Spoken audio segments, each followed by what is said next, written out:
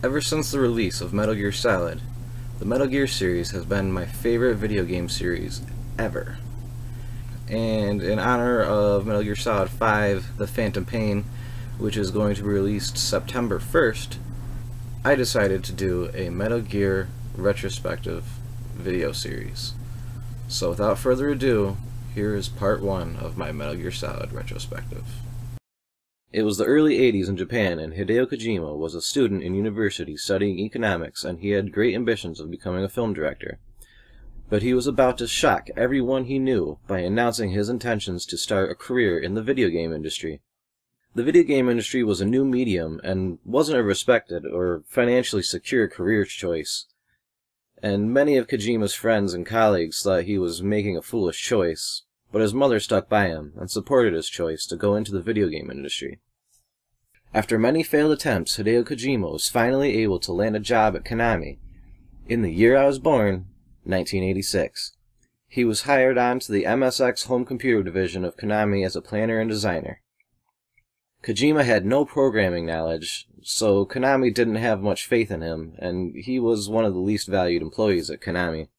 Kojima even considered quitting at times, but he stuck to it, and the first game he worked on was Penguin Adventure on the MSX, a popular home computer in Japan.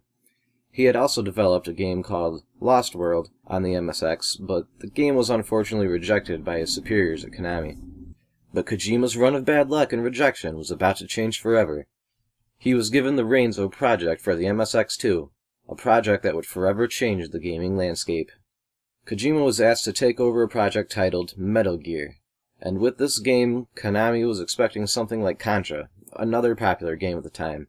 But Contra was on the Nintendo Entertainment System, which was capable of having several sprites and lots of action on the screen at once, but the MSX2 was infamous for only being capable of having 4 sprites on screen at once.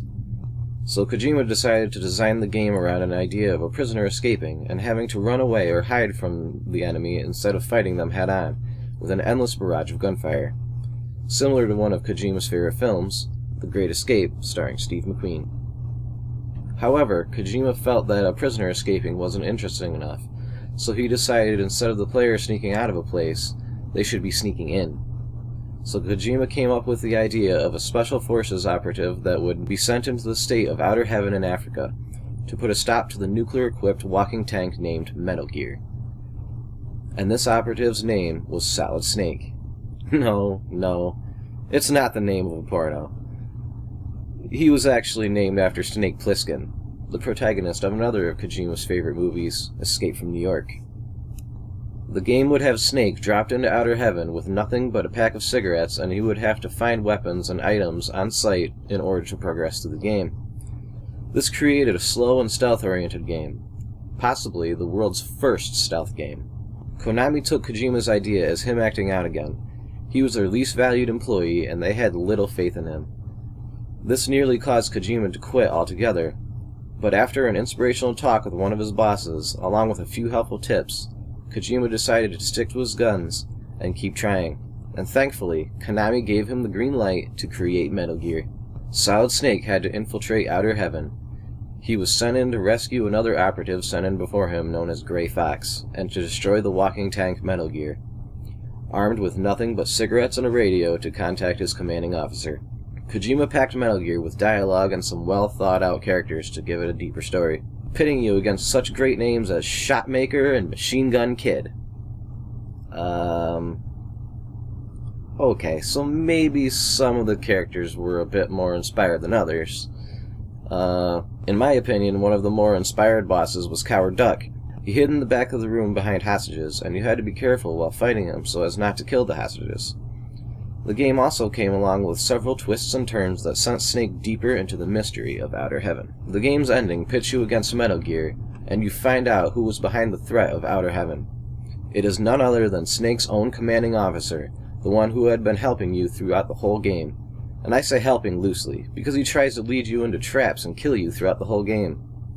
The one, the only, Big Boss. Metal Gear released in 1987 on the MSX2 in Japan. Kojima had finally released a game and had earned some respect from Konami.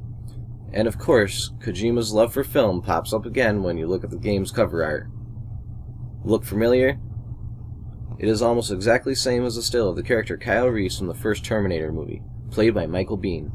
Metal Gear was a smash hit, and even spawned a port on the Nintendo Entertainment System in America.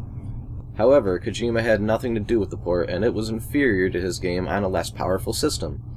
In the NES version, they added a pointless area in the beginning of the game, replaced the Hind D helicopter boss battle with two dumb guys called Twin Shot, and for some reason they took out the Metal Gear fight and replaced it with a giant supercomputer. A computer? How the hell do you call a game Metal Gear and then not have a Metal Gear? Why add the crap in the beginning? Why replace great boss battles with crappy ones? Why? Why? In my opinion, the NES port was an alright game though. It had its issues, but it was an alright port. But it was nowhere near as good as the original. Metal Gear was the birth of not just a great game series, but also the birth of an entirely new gaming genre. Kojima intended to end the Metal Gear story there, and move on to other things, but Konami had other plans. Join me next time where I tell you about a random meeting on a subway train that sparked the creation of the Metal Gear franchise.